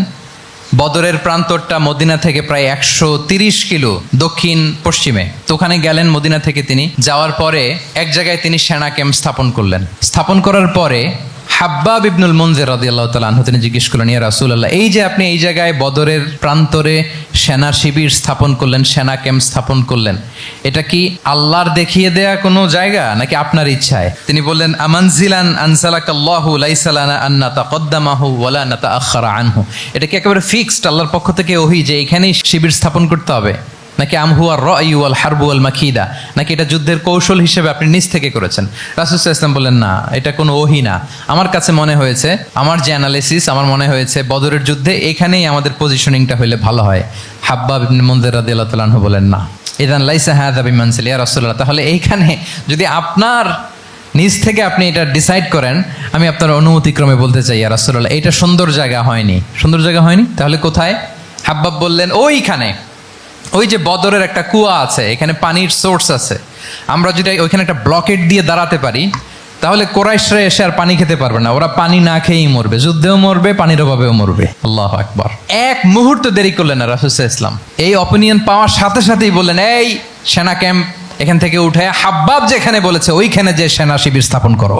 এক সেকেন্ডও দেরি করেন নাই। তাহলে কোনো ইগোইস্টিক ঝামেলা ছিল না, ভেরি অ্যাকোমোডেটিভ ছিলেন রাসূল সাল্লাল্লাহু আলাইহি ওয়াসাল্লাম। আমরা অনেক সময় নতুন কোনো কথা শুনলে, কোনো রিফর্ম শুনলে, শ্রোতাদের মধ্যে থেকে কিছু একটা শুনলে আটকে উঠি, চেঞ্জ করতে চাই না, রিজিড হয়ে থাকে। এই রিজিডিটি রাসূল সাল্লাল্লাহু আলাইহি ওয়াসাল্লামের মধ্যে ছিল না, ভেরি অ্যাকোমোডেটিভ ছিলেন, ইজিলি ওপেন আপ করতে পারতেন। মুহূর্তেই বলেন, ঠিক আছে, আমি যেখানে করেছি আসলে ঠিক হয় না, হাব্বাব যেখানে বলেছে সবাই ওখানে যে সেনা ক্যাম্প স্থাপন করো। আল্লাহু আকবার। উনি চাইলে বলতে পারতেন, এই হাব্বাব, তুমি কি আমার চেয়ে বেশি বুঝো? আমি তো নবী, তুমি আমার উম্মাহ, আমার কাছে ওহী আসে। কোনো ধরনের আর্গুমেন্টে না যে সরাসরি রাসূল সাল্লাল্লাহু আলাইহি ওয়াসাল্লাম এটাকে মেনে নিলেন। আল্লাহু আকবার। তাহলে এই যে ইন্টারাকশন দেখেন, কত চমৎকার ইন্টারাকশন ছিল সাহাবীদের সাথে রাসূলুল্লাহ সাল্লাল্লাহু আলাইহি ওয়া আলিহি ওয়াসাল্লামের। তাহলে good interaction with your followers, এটা জরুরি। আমরা যদি খন্দকের ঘটনা দেখি, খন্দকের যে পরীক্ষা খনন করা হয়েছিল, এটা কিন্তু কোনো মদিনার বা মক্কার কোনো আরাবিয়ান সাহাবাদের কাছ থেকে এই পরামর্শ আসেনি। এসেছে কার কাছ থেকে? সালমান আল ফারিসি। বাড়ি কই? সেই ইরান, ইয়ামান না, ইরানে। উনি হি ওয়াজ পার্সিয়ান, উনি ইরান থেকে আসছে। তাহলে ইজিলি তিনি সাহাবীদের কাছ থেকে চমৎকার অপিনিয়ন আসলে সেটাকে পিক করতেন এবং তাদের সাথে চমৎকার ইন্টারাকশন ছিল। সাহাবীদের সাথে, ফলোয়ারদের সাথে ওনার কতটা গভীর ইন্টারাকশন ছিল, ছোট্ট একটা হাদিস বলে, হাদিসটা সহিহ মুসনাদে আহমদ ইবনে হাম্বালে এসছে। আমি এই পয়েন্টটা শেষ করছি। রাসূল সাল্লাল্লাহু আলাইহি ওয়াসাল্লামের যুগে এক সাহাবী ছিল, তার নাম ছিল জাহির ইবনে হারাম আল আশজাঈ। জাহির, সাহাবীর নাম কি? সবাই বলুন, কি নাম? জাহির রাদিয়াল্লাহু তাআলা। উনি মদিনায় থাকতেন না, উনি মরুপল্লীতে থাকতেন, মানে বেদুইন ছিলেন আর কি। মদিনা তো শহর, সিটি, উনি সিটিতে থাকতেন না, উনি থাকতেন মরুপল্লীতে। ওখানে তিনি অর্গানিক ফলমূল, শাকসবজি চাষ করতেন। রাসূল সাল্লাল্লাহু আলাইহি ওয়াসাল্লাম ওনার এই অর্গানিক ফলমূল আর শাকসবজি খুব পছন্দ করতেন। ফলে উনি প্রায়ই সেই মরুপল্লী থেকে রাসূল সাল্লাল্লাহু আলাইহি ওয়াসাল্লামের জন্য অর্গানিক ফ্রেশ ফ্রুট আর শাকসবজি মদিনায় নিয়ে আসতেন এবং এগুলো ফ্রিতে দিতেন রাসূল সাল্লাল্লাহু আলাইহি ওয়াসাল্লামকে অ্যাজ এ গিফট। উপহার হিসেবে রাসূল সাল্লাল্লাহু আলাইহি ওয়াসাল্লামকে মরুপল্লী থেকে চাষ করে আনা ফলমূল শাকসবজি দিতেন, আর কিছু শাকসবজি ফলমূল তিনি মদিনার বাজারে বিক্রি করতেন। তো একবার তিনি এসে রাসূল সাল্লাল্লাহু আলাইহি ওয়াসাল্লামকে অর্গানিক এই ফ্রুটগুলো দিয়ে বাকিগুলো মদিনার বাজারে বিক্রি করতেছেন। রাসূলুল্লাহ সাল্লাল্লাহু আলাইহি ওয়া আলিহি ওয়াসাল্লাম বাজার ভ্রমণে গেলেন, যে দেখে ওই তো জাহির, উনি আবার কানা রজুলান দামিমান, একটু কুৎসিত দেখতে, একটু খাটো কুৎসিত শ্যামবর্ণের ছিলেন। তো ওনাকে দেখেই রাসূল সাল্লাল্লাহু আলাইহি ওয়াসাল্লাম পিছন থেকে এরকম ঝাপটে ধরলেন। উনি তো আর দেখতে পারতেছেন না কে ধরলো। উনি বলে, মান হাদা আরসিলনি, এই ছাড়ো ছাড়ো, কে কে, এই কোন লোক আমারে ধরলো, ছাড়ো ছাড়ো করে অস্থির। যখন পিছনে ফিরে দেখে আল্লাহ রাসূল সাল্লাল্লাহু আলাইহি ওয়াসাল্লাম, এখন আর ছাড়াছাড়ি করে না, এখন ওনার পিঠটা রাসূল সাল্লাল্লাহু আলাইহি ওয়াসাল্লামের বুক মোবারকের দিকে আরো লাগাই দিচ্ছে এইভাবে। সুবহানাল্লাহ। এতক্ষণ বলে, এই কে, ছাড়ো ছাড়ো। যখন দেখে রাসূল সাল্লাল্লাহু আলাইহি ওয়াসাল্লাম এখন আর তাড়াহুড়ো করতেছে না, এখন ওনার পিঠটা রাসূল সাল্লাল্লাহু আলাইহি ওয়াসাল্লামের বুক মোবারকের সাথে আরো ঠেলে দিচ্ছে। রাসূল সাল্লাল্লাহু আলাইহি ওয়াসাল্লাম এবার মজার ছড়ে বললেন, মাইয়াশতারি হাযাল আব, ফান করে বলতেছেন, এই একটা দাস আছে আমার কাছে, এই লোকটারে কে কিনবে, আমি বেচবো। জাহির রাদিয়াল্লাহু তাআলা আনহু বলেন, ইয়া রাসূলুল্লাহ ইযান ওয়াল্লাহি তাজিদুনি কাসিদান, আমি কালো মানুষ, আমি সস্তা মানুষ, আমারে বেচলে বেশি দাম পাবেন না আপনি, আমি তো সস্তা মানুষ ইয়া রাসূলুল্লাহ। রাসূল সাল্লাল্লাহু আলাইহি ওয়াসাল্লাম বললেন, আনতা লাস্তা ইনদাল্লাহি কাসিদ ইয়া জাহির, হে জাহির, তুমি আল্লাহর কাছে সস্তা নও, আনতা ইনদাল্লাহি গালি, তুমি আল্লাহর কাছে বড্ড দামি। তোমার স্কিন ব্রাইট কালার না, তুমি কুৎসিত, তুমি দুনিয়াতে সস্তা হতে পারো, কিন্তু আমার আল্লাহর দরবারে তুমি কভু সস্তা নও। আনতা ইনদাল্লাহি গালি, আল্লাহর কাছে তুমি বড্ড দামি। দেখেন ইন্টারাকশন কোন মাত্রায় গেলে পিছন থেকে যে এরকম হাক করা যায়, ঝাপটে ধরা যায় এক সাহাবীকে। সুবহানাল্লাহ বিহামদি। এরকম গুড ইন্টারাকশন ছিল অনেক অনেক, ভুরি ভুরি সিরাতের পরতে পরতে আপনারা পাবেন যে রাসূল সাল্লাল্লাহু আলাইহি ওয়াসাল্লামের সাথে সাহাবাদের ইন্টারাকশন কত চমৎকার ছিল। 6 নম্বরে হচ্ছে কারেজ, সাহসিকতা। নেতা হইতে হইলে সাহস লাগবে না? নেতারে বাঁচানোর জন্য কর্মীরা দৌড়াইতেছে সামনে, নেতা যদি ছোটে পেছনে, তাহলে হবে? তাহলে তো তাকে নেতা বলা যায় না। কি বলেন? নেতার তো হি শুড বি কারেজাস, তার সাহসী হইতে হবে, দুর্দান্ত সাহস থাকতে হবে তার। রাসূল সাল্লাল্লাহু আলাইহি ওয়াসাল্লামের এরকম দুর্দান্ত সাহস ছিল, অত্যন্ত সাহসিকতার অধিকারী তিনি ছিলেন। এবং এই লিডারশিপ ট্রেইটটা খুবই জরুরি, এটাকে বলে mother skill. Courage is a mother skill, এটাই সব। এই হিম্মত লাগবে। আর রাজুলু যু হিম্মা ইউহিল উম্মা, যার হিম্মত আছে সেই জাতিকে জাগাতে পারে, ঠিক কি না?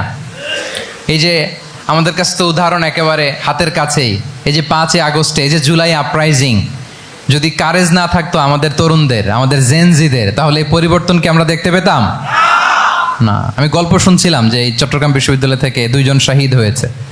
আল্লাহ তাদের কবরগুলোকে তুমি জান্নাতে টুকরা বানিয়ে দাও। এই যে আমাদের তরুণরা তাজা রক্ত দিয়ে একটা চেঞ্জ এনেছে, পরিবর্তন, এটা তো কারেজ, তাদের সাহসিকতার বহিঃপ্রকাশ, ঠিক কিনা? এটা লাগবে। কেউ যদি লিড দিতে চায়, লিডার হতে চায়, তার এটা লাগবে, মাস্ট। রাসূল সাল্লাল্লাহু আলাইহি ওয়াসাল্লাম অত্যন্ত সাহসী ছিলেন। 2-1টা উদাহরণ আমরা সিরাত থেকে দেখি। একবার মদিনাতে রাত্রিবেলা বিকট একটা আওয়াজ হলো, বিকট এত আওয়াজ, সবাই ঘুম থেকে জেগে গেল।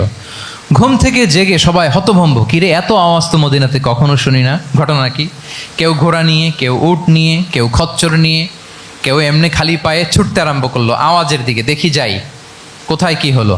সবাই ছুটতে ছুটতে মাঝপথে যেয়ে দেখে রাসূল সাল্লাল্লাহু আলাইহি ওয়াসাল্লাম আওয়াজ কোথায় হয়েছে, কোত্থেকে হয়েছে দেখে ফিরে আসতেছে, আর বলতেছে লান তুরাউ, ডোন্ট ওয়ারি, আরে ভয় নাই, দেখে আসছি আমি। আল্লাহু আকবার। ভয় নাই, আমি দেখে আসছি, এভরিথিং ইজ ফাইন দেয়ার, সব ঠিক আছে, যাও ফিরো মদিনায় ফিরো। সবাই ভয় পেয়ে ঘোড়া টোরা ওট হাঁকিয়ে ছুটতে আরম্ভ করছে। অনেক দূর যাওয়ার পরে দেখে রাসূল সাল্লাল্লাহু আলাইহি ওয়াসাল্লাম আবু তালহা রাদিয়াল্লাহু তাআলা আনহুর একটা খুবই ক্ষিপ্ত ঘোড়া নিয়ে উনি দেখে ভিজিট করে ফিরে আসতেছেন। সুবহানাল্লাহ। তাহলে বিপদ ঘটলে নেতা থাকতে হবে কই? সামনে না পেছনে? আমাদের নেতারা থাকে কই? নাকি পেছনেও খুঁজে পাওয়া যায় না? It's a big crisis. নেতা থাকবে কোথায়? Front liner. Leader should be front liner. উনি তো লিড দিবে, নেতৃত্ব দিবে। এখন ওনারা যদি খুঁজে পাওয়া না যায়, তাহলে থাকবে কিছু না। এই যে শিখতে হবে আমাদের, যেমনটা রাসূল সাল্লাল্লাহু আলাইহি ওয়াসাল্লাম করলেন। বিকট আওয়াজ, উনি আগে চলে গেছে, কাউকে না বলে দেখে ডেকে চলে আসতেছে। আল্লাহু আকবার। হুনাইনের যুদ্ধে এক পর্যায়ে মুসলমানরা পর্যদুস্ত হয়ে যাচ্ছিল, আপনারা অনেকে জানেন। To make the long story short, পুরো ঘটনাটা আমি আনবো না। সাহাবারা দিক বিদিক ছুটতে আরম্ভ করলো, পাহাড়ের উপর থেকে এমন প্রবল বেগে তীর ছোড়া হচ্ছিল, সাহাবারা টিকতে পারছিল না, কেউ এদিকে কেউ ওদিকে। রাসূল সাল্লাল্লাহু আলাইহি ওয়াসাল্লাম এই তীর তলোয়ারকে উপেক্ষা করে সামনে যেয়ে দাঁড়ালেন ঢালের মতো, আর বললেন আনা নবিয়্যু লা কাযিব আনা ইবনু আব্দুল মুত্তালিব। এই সাহাবারা, আনা নবিয়্যু লা কাযিব, আমি সত্য নবী, আমার দিকে ফেরো। I'm the grandson of Abdul Muttalib, আমি দাঁড়িয়ে আছি, ফেরো। রাসূল সাল্লাল্লাহু আলাইহি ওয়াসাল্লামের যখন এই সাহসী স্টেটমেন্ট তারা পেলেন, আবার আল্লাহু আকবার ধ্বনি নিয়ে সাহাবারা সামনের দিকে এগিয়ে গেছেন। এই যে আগালেন, আর পিছু ফিরলেন না, হুনাইন জয় করেই ছাড়লেন। আল্লাহু আকবার। তাহলে ইতিহাসের পরতে পরতে, সিরাতের পরতে পরতে আমরা দেখবো যে রাসূল সাল্লাল্লাহু আলাইহি ওয়াসাল্লাম হি ওয়াজ এ হাইলি কারেজাস, অনেক সাহসী একজন ব্যক্তিত্ব ছিলেন, অত্যন্ত সাহসী পুরুষ ছিলেন। তাহলে নেতা হইতে হইলে তার কি লাগবে? সাহসিকতা লাগবে, তার তো লিড দিতে হবে ফ্রন্ট লাইন থেকে। এবং কাপুরুষতা, ভীরুতা, এটা থেকে রাসূল সাল্লাল্লাহু আলাইহি ওয়াসাল্লাম পানাহ চেয়েছেন। আল্লাহুম্মা ইন্নী আউযু বিকা মিনাল হাম্মি ওয়াল হাসান ওয়া আউযু বিকা মিনাল আজজি ওয়াল কাসাল ওয়া আউযু বিকা মিনাল জুবনি ওয়াল বুখল। জুবন মানে কি? ভীরুতা, কাপুরুষতা। হে আল্লাহ, আমি ভীরুতা থেকে, কাপুরুষতা থেকে পানাহ চাই। আমরা যেন কাপুরুষ না হই, আমরা যেন ভীরু না হই, আমরা যেন সত্যের বীর সেনানী হয়ে আবু সাঈদের মতো এরকম 2 হাত প্রসারিত করে দাঁড়াতে পারি, ঠিক কিনা? এই যে কারেজাস আবু সাঈদ, হ্যাঁ, is the icon of courage of Bangladesh. কি বলেন? এই যে বুক টান টান করে যে হাত 2টা প্রসারিত করে দাঁড়ালো, আল্লাহু আকবার। গোটা বিশ্ব এখন তাকে আইকনিক ফিগার হিসেবে মেনে নিস। কি বলেন? গোটা বিশ্ব তাকে চিনছে, তার জন্য দোয়া করছে। তাহলে courage it's an essential leadership trade, এটা লাগবে প্রিয় ভাইয়েরা। আল্লাহ তাআলা এই কারেজ, এই সৎ সাহস দিয়ে আমাদেরকে ধন্য করুক। 7 নম্বরে হচ্ছে কনফ্লিক্ট রিজলভিং এবিলিটি, বিরোধ নিষ্পত্তি করার মতো যোগ্যতা থাকতে হবে নেতার। অর্থাৎ নেতা হইতে হবে এমন যে বিরোধকে নিষ্পত্তি করে দিতে পারে, মিটমাট করে দিতে পারে, ঝগড়া লাগলে মিটায়ে দিতে পারে। এটা গুরুত্বপূর্ণ কোয়ালিটি না নেতার জন্য? কি বলেন? রাসূল সাল্লাল্লাহু আলাইহি ওয়াসাল্লামের কিন্তু এটা ছিল, বিরোধ নিষ্পত্তি করা। রাসূল সাল্লাল্লাহু আলাইহি ওয়াসাল্লাম মক্কা থেকে মদিনায় যে 1 ঘন্টায় বছরের পর বছর চলে আসা যুদ্ধ, they use to fight each other, Aus and Khazraj, 1 ঘন্টায় যুদ্ধ থামাই দিয়েছেন। আল্লাহু আকবার। He was a very good mediator and arbitrator. রাসূল সাল্লাল্লাহু আলাইহি ওয়াসাল্লাম অত্যন্ত ভালো মধ্যস্থতাকারী ছিলেন, ভালো মধ্যস্থতাকারী তিনি ছিলেন। তিনি থামিয়ে দিতে পারতেন, বিরোধকে থামাতে পারতেন। আপনারা জানেন যে মক্কায় একবার সম্ভবত অগ্নিকাণ্ডের কারণে কাবা ঘর জ্বলে গিয়েছিল, ধ্বংস হয়েছিল, কিছু অংশ নষ্ট হয়ে গিয়েছিল। কাবাকে রিনোভেট করা হয়েছিল, ফলে কাবার একটা কর্নারে যে ব্ল্যাক স্টোন কর্নার, রুকনুল হাজারিল আসওয়াদ, হাজরে আসাদ পাথরকে সরিয়ে রাখা হয়েছিল। এখন কাবা যখন পুনর্নির্মাণ শেষ, ওই হাজরে আসাদ পাথরকে আবার তার জায়গায় রাখা হবে। কিন্তু কে রাখবে? সবাই রাখতে চায়। সব দলের নেতারা বলে আমরা রাখবো। এক দলের নেতা বলে যে আমি রাখবো, এটা অনেক very prestigious and dignified issue, এই প্রেস্টিজ আমরা কাউকে নিতে দিব না। আরেক দলের নেতা বলে না, আমাদের পাওয়ার বেশি, আমরা রাখবো। আরেক দলের নেতা বলে যে না, এটা আমাদেরই। আরেকজন বলে রক্তের গঙ্গা বইয়ে দিব মক্কায়, কিন্তু এই সম্মান হাতছাড়া হতে দেব না। এখন জাতীয় 4 নেতা গেছে 4 দিকে, সমাধান তো নাই। পাথর কয়টা? পাথর তো মাত্র একটা। ইন দ্য মিন টাইম রাসূল সাল্লাল্লাহু আলাইহি ওয়াসাল্লাম আসলেন। রাসূল সাল্লাল্লাহু আলাইহি ওয়াসাল্লামকে দেখেই সবাই হ্যাপি। সবাই বলে যা আমিনুন রদিনা বি, এই তো আলামিন আসছে, ওই ফয়সালা করবে। আল্লাহ রাসূল সাল্লাল্লাহু আলাইহি ওয়াসাল্লাম বললেন কি হয়েছে? এই ঘটনা। জাতীয় 4 নেতা বলে এই পাথর নিয়ে তারা নিজেরা রাখবে, কাউকে দিবেন। রাসূল সাল্লাল্লাহু আলাইহি ওয়াসাল্লাম বললেন ঠিক আছে, একটা চাদর নিয়ে আসো। চাদর নিয়ে আসা হলো। এবার জাতীয় 4 নেতা চাদরের 4 কর্নার ধরে দাঁড়ালো। রাসূল সাল্লাল্লাহু আলাইহি ওয়াসাল্লাম নিজ হাতে হাজরে আসওয়াদ তুলে চাদরের মাঝখানে রাখলেন। এবার 4 নেতাকে বললেন আসো তোমরা আমার সাথে। তারা আগাতে লাগলো। কাবা ঘরের সামনে যখন আসলো, রাসূল সাল্লাল্লাহু আলাইহি ওয়াসাল্লাম নিজ হাতে, ওনার বরকতময় হাতে আবার হাজরে আসওয়াদ ধরে ঠিক জায়গা মতো রেখে দিলেন। এতক্ষণ কিন্তু 4 নেতা কি বলছে? কাউরে ধরতে দিব না, কাউকে। কিন্তু এখন চাদরের কোনা ধরেই happy. This is called conflict resolving ability. একজন নেতার এরকম কনফ্লিক্ট, সমাজে যখন এই ধরনের বিরোধ তৈরি হয়, ঝামেলা তৈরি হয়, মারামারির মতো পরিস্থিতি তৈরি হয়, সংঘাতের মতো একটা সিচুয়েশন হয়, নেতা এটাকে রিজলভ করার ক্যাপাসিটি, এবিলিটি তার থাকতে হবে। আল্লাহ রাসূল সাল্লাল্লাহু আলাইহি ওয়াসাল্লামকে আল্লাহ তাআলা এটা দিয়েছিলেন। আল্লাহু আকবার। শুধু বড় বড় জিনিস না, ছোট ছোট জিনিসও করতে হয়। লেটস সে নিজ দলের নেতাকর্মীদের মধ্যে মারামারি, নিজ দেশের ভেতরে মারামারি, দেশের সাথে প্রতিবেশী দেশের বিরোধ, রিজিওনাল সুপার পাওয়ার হলে আশেপাশের অনেকগুলো দেশের মধ্যে বিরোধ, আপনাকে নেতা হয়ে এগুলো মিটমাট করে দিতে হবে। সুপার পাওয়ার যদি হয়ে যান, গোটা বিশ্বের যেখানে ঝামেলা লাগে, দেখেন না বড় বড় মোরলরা কি করে? ওই কাতারে বসে বসে ওই আফগানিস্তান, তারপর ওই ইসরায়েল, কাতার মিলাই দিচ্ছে। দেখেন না এগুলো নিউজে আপনারা? This is called conflict resolving ability. কনফ্লিক্টকে রিজলভ করতে জানতে হয়। রাসূল সাল্লাল্লাহু আলাইহি ওয়াসাল্লাম এরকম রাষ্ট্রীয় পর্যায়ে, বড় বড় সামাজিক পর্যায়ে, এমনকি ফ্যামিলি অ্যাফেয়ার্সের মধ্যে যত বিরোধ লাগতো, রাসূল সাল্লাল্লাহু আলাইহি ওয়াসাল্লাম মিলাই দিতেন। আল্লাহু আকবার। ফ্যামিলি কাউন্সিলিং, এজন্য প্রত্যেক ইমাম খতিবদের এই কাউন্সিলিংয়ের উপর ট্রেনিং নেওয়া দরকার। আমাদের পরিবারগুলো ভেঙে যাচ্ছে, পরিবারগুলো কি হচ্ছে? ভেঙে যাচ্ছে। আমি পশ্চিমা দেশে আমাদের অনেক স্কলারদের দেখেছি, যারা ইমাম এবং খতিব, তাদের আলাদা করে উইকলি 7 ঘন্টা, 8 ঘন্টা, 10 ঘন্টা এরকম রাখতে হয় ফ্যামিলি কাউন্সিলিংয়ের জন্য। যাদের মধ্যে বিরোধ, হাজব্যান্ড ওয়াইফের ঝামেলা চলতেছে, উনি কাউন্সিলিং করে। এটা খুব জরুরি। আল্লাহ রাসূল সাল্লাল্লাহু আলাইহি ওয়াসাল্লাম এটা করতেন, সাহাবাদের মধ্যে করতেন, ইভেন নিজের স্ত্রীদের মধ্যেও করতেন।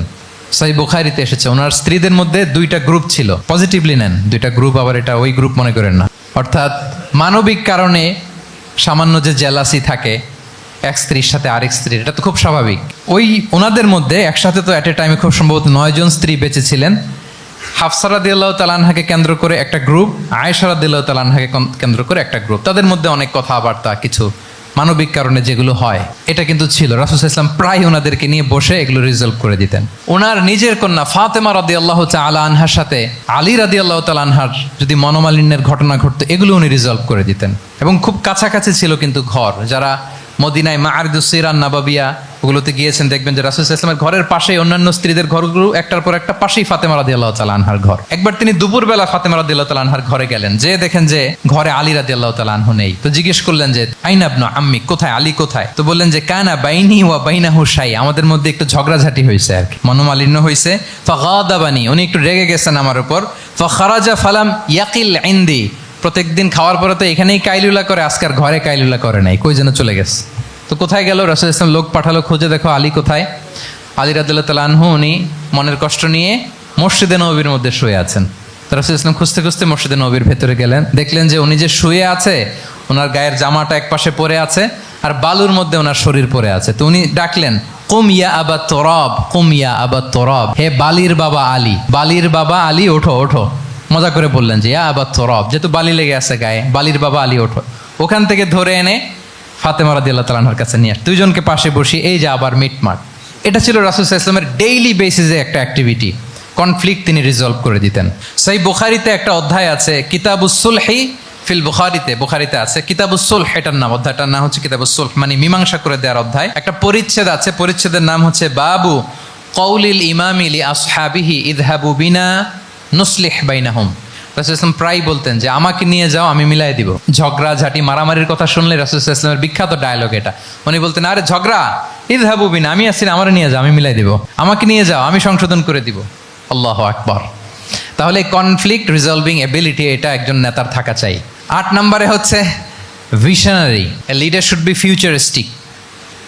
সময়ের আগে চলতে পারা, এটা নেতার কাজ। He should see beyond the boundary, out of the box. তাকে আউট অফ দ্য বক্স চিন্তা করতে হবে। কর্মীরা যদ্দূর দেখে এরপর থেকে নেতা দেখা শুরু করবে, তখন সেই হয়ে উঠবে নেতা। এটাকে বলে ভিশনারি। এই ট্রেটটা একটা লিডারশিপ ট্রেট, খুব গুরুত্বপূর্ণ লিডারশিপ ট্রেট, মানে ফারসাইটেডনেস থাকা, দূরদর্শিতা থাকা, ফিউচারিস্টিক অ্যাটিটিউডের হওয়া, সময়ের আগে চলতে পারা, মানে আগ থেকে আন্দাজ করতে পারা। রাসূল সাল্লাল্লাহু আলাইহি ওয়াসাল্লামের মধ্যে এটা ছিল। কেমন ছিল? ওনার দুই একটা উক্তি আমি কয়েকটা হাদিস শেয়ার করি। তিনি বলতেন, ইন্নাল্লাহা যাওয়ালি আল আরদা ফারাআইতু মাশআরিকাহা ওয়া মাগারিবাহা ওয়া ইন্না মুলকা উম্মতি সায়াবলুগু মুলকুহা মা যুবিয়ালি মিনহা। আল্লাহ তাআলা এই পৃথিবীটাকে ফোল্ড করে ছোট রেপ্লিকা বানিয়ে আমার সামনে তুলে ধরেছেন। ফারাআইতু মাশারিকাহা ওয়া মাগারিবাহা, আমি পৃথিবীর প্রাচ্য পাশ্চাত্য সবটুকুন দেখেছি। আর আমি যদ্দূর দেখেছি ঠিক তদ্দূর জায়গায় আল্লাহ তাআলা লা ইলাহার বাণী পৌঁছে দিবে। পৃথিবীতে এমন কোনো জায়গা আছে যেখানে লা ইলাহার ধ্বনি উচ্চারিত হয় না? এমন কোনো জায়গা নেই। তার মানে ফিউচারিস্টিক। সে 1400 বছর আগের কথা, যে পৃথিবীর আনাচে কানাচে কোথাও বাকি থাকবে না, সব জায়গায় ইসলাম পৌঁছে যাবে। অন্য জায়গায় বললেন, লা ইয়াবলাগান্না হাযাল আমরু মা বালাগাল লাইলু ওয়ান নাহার ওয়ালা ইয়াতরুকুল্লাহু বাইতা মাদার ওয়ালা ওয়াবার ইল্লা আদখালাহুল্লাহু হাযাদ দ্বীন। এই ইসলাম যেখানে দিন হয়, রাত হয়, পৃথিবীর যেখানে দিন রাত্রি সংঘটিত হয়, সব জায়গায় পৌঁছবে। এমন কোনো কাঁচা ঘর, পাকা ঘর, কোনো জঙ্গল, কোনো পাহাড়, কোনো ভূখণ্ড, এই পৃথিবীতে এমন কোনো জনপদ থাকবে না যেখানে ইসলামের বাণী পৌঁছবে না। সব জায়গায় পৌঁছে যাবে। আল্লাহু আকবার। তাহলে এটা হচ্ছে ফিউচারিস্টিক অ্যাটিটিউডের ব্যক্তিত্ব হওয়ার কারণে তিনি এমনটি বলেছেন। আগাম বুঝে ফেলতেন। আপনারা হুদাইবিয়ার সন্ধির কথা জানেন না? হুদাইবিয়ার ট্রিটির কথা শুনেছেন না? 1400 সাহাবা গিয়েছিলেন ওমরা করতে, ওরা ওমরা করতে দিবে না, সন্ধি করো। তো কি সন্ধি? বলে যে রসুলুল্লাহ লেখা যাবে না, মুহাম্মদ রসুলুল্লাহ, নো রসুলুল্লাহ, রসুলুল্লাহ কাটো। সাহাবিরা বলে আমরা কাটতে পারবো না। রাসূল ইসলাম বললেন না না, কেটে ফেলো। কাটা হলো। এই বছর ওমরা করতে পারবো না, সাহাবারা বলে আমরা মানি না। রাসূল ইসলাম বললেন এটাও মেনে নাও। আগামী বছর আসবা ওমরা করতে, থাকতে পারবা মাত্র 3 দিন। কয়দিন? সাহাবিরা বলে অসম্ভব, এটা আমাদের ভূখণ্ড, আমরা যতদিন মনে চায় থাকবো। রাসূল ইসলাম বললেন না না, বাদশাহ না, মেনে নাও। মক্কা থেকে কোনো লোক মদিনায় গেলে আমাদেরকে মক্কায় ফেরত দিতে হবে, কিন্তু মদিনা থেকে কেউ মক্কায় আসলে আমরা ফেরত দেব না। দেখছেন ক্লজগুলো? দেখছেন একটার পর একটা সবগুলো কাফিরদের পক্ষে যায়। কোনো সাহাবা রাজি হচ্ছেন না, কিন্তু আল্লাহ রাসূল সাল্লাল্লাহু আলাইহি ওয়াসাল্লাম কি বলেন? মেনে নাও, রাজি। কারণ সাহাবারা তো অতটুক দেখতে পারতেছে না। বলেন 3 তালা উপর থেকে, 3 তালা ভবন থেকে একজন মানুষ যদ্দূর দেখে, 30 তালা ভবনের উপর থেকে কি ওইরকমই দেখে? পানোরামিক ভিউ দেখে, সে অনেক বড় করে দেখে। আর 3 তালার উপর থেকেই সামান্য কিছু দেখে। রাসূল সাল্লাল্লাহু আলাইহি ওয়াসাল্লাম অনেক দূর দেখতে পাচ্ছিলেন। তিনি চিন্তা করলেন, কিছু বছর যদি আমাদের মধ্যে দাঙ্গা হাঙ্গামা যুদ্ধ বন্ধ থাকে, আমরা গ্লোবালি ইসলামকে ছড়াই দিতে পারবো। শান্তভাবে মদিনাতে একটা স্ট্রং ইসলামিক কমিউনিটি আমরা তৈরি করতে পারবো। আল্লাহু আকবার। এবং তিনি দেখতে পাচ্ছিলেন ইন্না ফাতাহনা লাকা ফাতহাম মুবিনা। এই হুদাইবিয়ার এই চুক্তি, যেটা আদতে অ্যাপারেন্টলি মনে হচ্ছে সব আমাদের বিপক্ষে যায়, আসলে এইটাই আমাদেরকে ভূমি ধস জয় এনে দিবে। আল্লাহু আকবার। এবং সেটাই হয়েছে। 9 নাম্বার হচ্ছে রেজিলিয়েন্স। এটা একটা চমৎকার লিডারশিপ ট্রেট। রেজিলিয়েন্স মানে সংকট কাটিয়ে ঘুরে দাঁড়াবার সামর্থ্য, মানে যাকে কেউ থামাতে পারে না। আনস্টপেবল, আনস্টপেবল, কোনো কিছু তাকে থামাতে পারে না। লেগে থাকার মানসিকতা, টিকে থাকার মানসিকতা, সহজে হার না মানা, আবার ঘুরে দাঁড়ানো, এটার বলে রেজিলিয়েন্স। এই ক্যাপাসিটি, এই কোয়ালিটি রাসূল সাল্লাল্লাহু আলাইহি ওয়াসাল্লামের মধ্যে ছিল। হি ওয়াজ আনস্টপেবল, হ্যাভিং আনবিলিভেবল সাবর। কোনো কিছু রাসূল সাল্লাল্লাহু আলাইহি ওয়াসাল্লামকে থামাতে পারে নাই। পেরেছে? বলেন পেরেছে কেউ থামাতে? ছোটবেলা থেকে স্ট্রাগল করে একটার পর একটা স্ট্রাগল ফেস করে বড় হয়েছেন। জন্মের আগেই তো ওনার পিতাকে আল্লাহ তাআলা উঠিয়ে নিলেন। তার মানে বাবাকে নিজ চোখে এই দুনিয়াতে আমাদের প্রিয় নবীজি দেখে যান নাই। আল্লাহ রাসূল সাল্লাল্লাহু আলাইহি ওয়াসাল্লাম ওনার বাবাকে, পিতাকে দেখছেন? দেখেন নাই। ওনাদের আমেনা এবং আব্দুল্লাহ, ওনাদের সংসার ছিল মাত্র সপ্তাহখানেক, এক সপ্তাহ সংসার। এই সপ্তাহখানেকের সংসারেই আল্লাহ তাআলা রাসূল সাল্লাল্লাহু আলাইহি ওয়াসাল্লামকে ওনার মায়ের পেটে পাঠিয়েছেন। আব্দুল্লাহ চলে গেলেন ব্যবসায়, ফিরে আসার পথে ওখানেই মারা গেলেন, ইয়াসরিবে। তার মানে জন্মের আগেই বাবাকে হারালেন, ইয়াতিম হয়ে দুনিয়াতে আসলেন। এরপরে মাকে হারালেন, এরপরে দাদাকে হারালেন, এরপরে চাচাকে হারালেন। Physically, mentally torture, emotionally traumatise করার যত ধরন আছে কাফিররা করেছে, কোনো কিছু রাসূল সাল্লাল্লাহু আলাইহি ওয়াসাল্লামকে থামাতে পেরেছে? ওনার লাইফ থ্রেট ছিল। হিজরতের রাতে তো আল্লাহ তাআলা বললেন আজই যেতে হবে, না হলে হত্যার ষড়যন্ত্র হচ্ছে, ব্ল্যাক ম্যাজিক করা হয়েছে। রাসূল সাল্লাল্লাহু আলাইহি ওয়াসাল্লাম খাসির মাংস, খাসির যে বাজুর মাংস, এটা পছন্দ করতেন। খাইবারে এক ইহুদি নারী এই খাসির মাংসের মধ্যে বিষ মিশিয়ে, পয়জন দিয়ে রাসূল সাল্লাল্লাহু আলাইহি ওয়াসাল্লামকে খাইয়েছিল হত্যার জন্য। একটার পর একটা। বলেন রাসূল সাল্লাল্লাহু আলাইহি ওয়াসাল্লামের মিশন থেকে এক চুল পরিমাণ ওনাকে পেছনে নেওয়া গিয়েছে? He was unstoppable. This is called resilience. একজন নেতার মধ্যে এই রেজিলিয়েন্ট মানসিকতা থাকতে হবে যে আমাকে কেউ থামাইতে পারবে না, আমরা আমাদের মঞ্জিলে মকসুদে যাবই, এই মেন্টালিটির হইতে হবে। এটা হচ্ছে একটা লিডারশিপ ট্রেট, রেজিলিয়েন্ট। 10 নম্বরে হচ্ছে স্ট্র্যাটেজিক লিডারশিপ। নেতার কৌশলী হতে হয়। তার যেই লক্ষ্য, মিশন, ভিশন, এটা সে সুকৌশলে আদায় করে নিবে। শুধু স্ট্র্যাটেজি নিয়ে, রাসূল সাল্লাল্লাহু আলাইহি ওয়াসাল্লামের স্ট্র্যাটেজি নিয়ে সুদীর্ঘ আলোচনা হতে পারে। আমি 2-1টা স্ট্র্যাটেজির কথা বলি, 2-1টা ওয়ার স্ট্র্যাটেজি। যুদ্ধের ময়দানে উনি কি স্ট্র্যাটেজি অবলম্বন করতেন দেখেন। উনি যুদ্ধের ডিস্ট্রাকশনকে, ক্যাজুয়ালিটি মিনিমাইজ করবার জন্য ওনার নির্দেশনা থাকতো, খবরদার কোনো নারীর গায়ে হাত তুলো না যুদ্ধের ময়দানে, শিশুর গায়ে হাত তুলো না, কোনো পাদ্রীর গায়ে হাত তুলো না, উপাসনারত যে সন্ন্যাসীরা আছে তাদের গায়ে হাত তুলো না, ওই এলাকার গবাদি পশুগুলোকে মেরো না, গাছপালা ধ্বংস করো না, যারা তোমাদের বিরুদ্ধে তলোয়ার ধরেনি তাদেরকে অ্যাটাক করো না। আল্লাহু আকবার, হোয়াট এ স্ট্র্যাটেজি! এবং যুদ্ধ চলাকালীন সময়ে সব সৈনিককে উনি এক জায়গায় মোতায়েন করতেন না, 5 ভাগে ভাগ করে নিতেন। ডান পাশে মাইমানা, বাম পাশে মাইসারা, সামনে হচ্ছে মুকাদ্দিমাতুল জাইশ, মাঝখানে কালব, পেছনে খালফ। এইভাবে 5টা ব্যাটালিয়নে ভাগ করে তারপরে তিনি যুদ্ধ পরিচালনা করতেন। What a war strategy! বদরের যুদ্ধে যখন পৌঁছলেন মদিনা থেকে 130 কিলোমিটার দূরে, দূরে আফসা দেখা যায়, মরিচিকার মধ্যে দেখা যায় ওই যে মুশরিকরা ওখানে আসছে, কিন্তু তারা কতজন এটা তো বোঝা যায় না।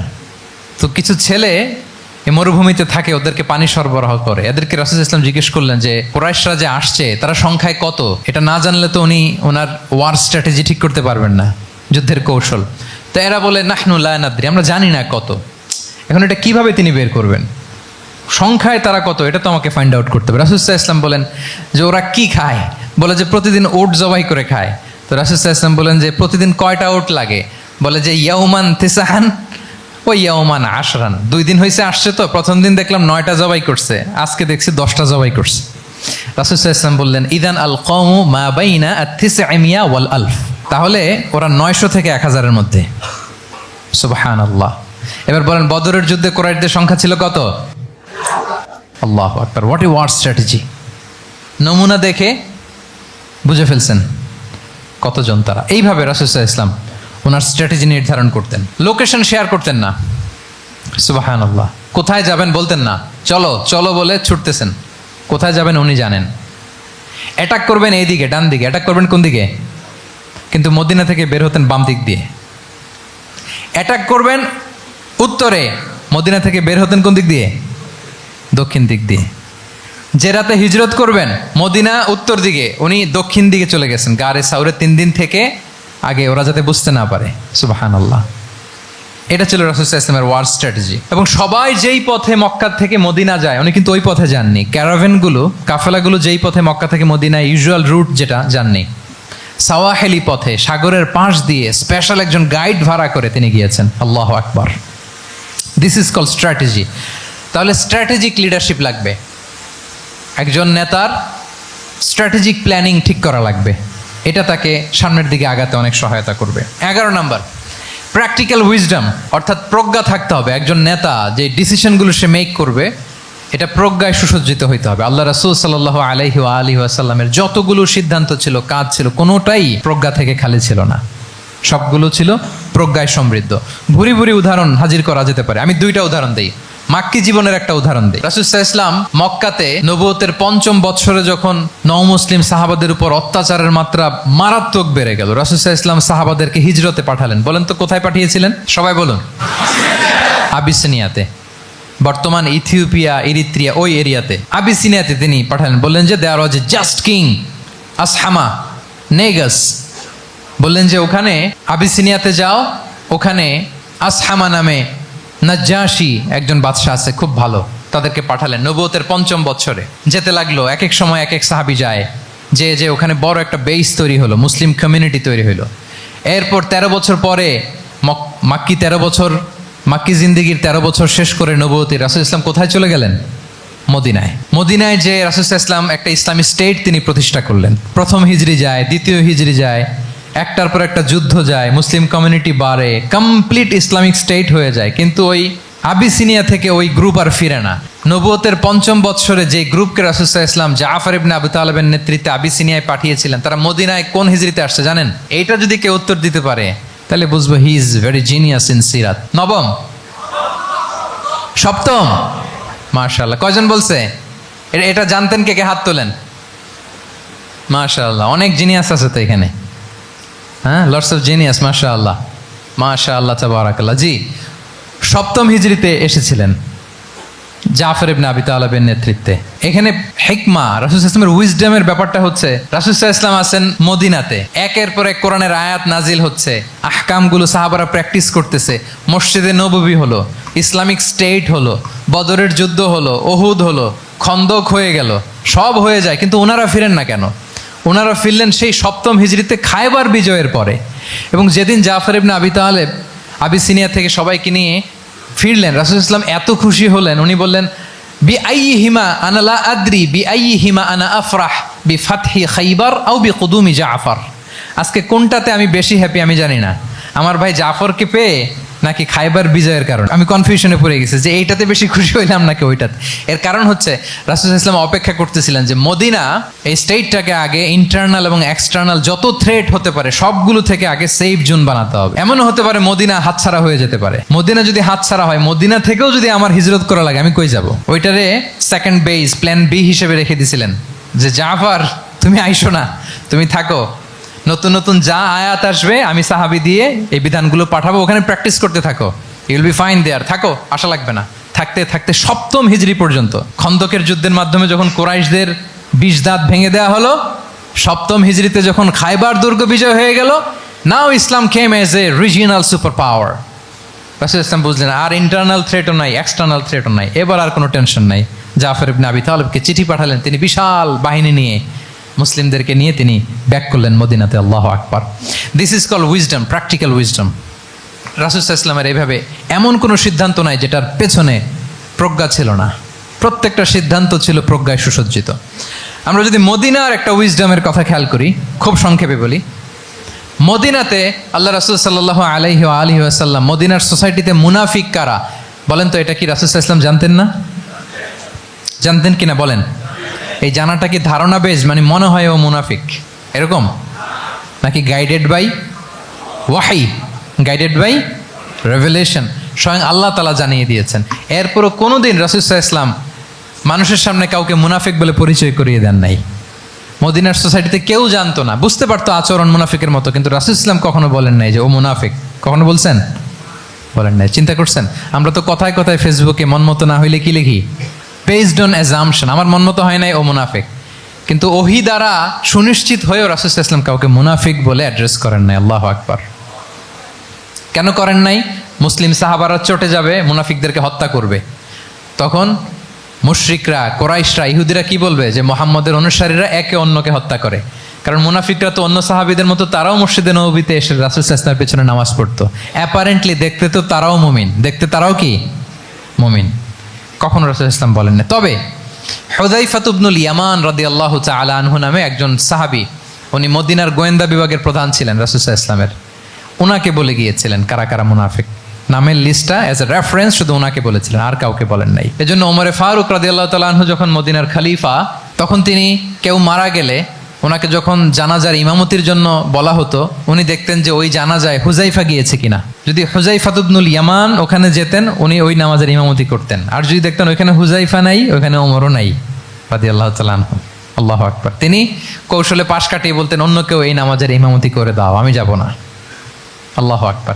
তাহলে রাসূল সাল্লাল্লাহু আলাইহি ওয়াসাল্লামের উইজডম দেখেন, তিনি কমিউনিটির মধ্যে ইউনিটি ধরে রাখার জন্য কখনো মুনাফিকদের নাম বাই নেম তাদেরকে চিনতেন, কখনো ডিসক্লোজ করেন নাই। আল্লাহু আকবার, দিস ইজ কল্ড উইজডম। 12 নম্বর হচ্ছে, লাস্ট পয়েন্ট হচ্ছে সাকসেশন ম্যানেজমেন্ট।